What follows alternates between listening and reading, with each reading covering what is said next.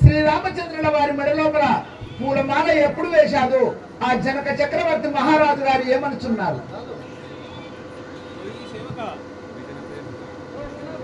అయ్యా ఓయి సేవక, అయ్యా మన పురోహితుల్ని పిలుచుకున్నాము, శుభముహూర్తం సమీక్షించున్నాయి. ఓహో, సీతాదేవి ఈ యొక్క శ్రీరామచంద్రుడు శివధనుసును ఎత్తి విరిచాడు, సీతాదేవి పూలమాల వేశాది కావున ఈ సమయం లోపల బ్రాహ్మణోత్తములను పిలిచాడు కదా. సీతాదేవి కళ్యాణం లోపల ఒకటి కాదు 4 కళ్యాణములు ఉన్నాయి. ఒకే ముహూర్తం లోపల 4 కళ్యాణములు. కావున నా యొక్క పుత్రికలు ఆ యొక్క ఊర్మిళ, శృతకీర్తి, మాలవిక, సీతాదేవి 4 పుత్రికలకు ఆ రామ లక్ష్మణులను భర్త చిత్రాంగులను కళ్యాణం చేయాలి.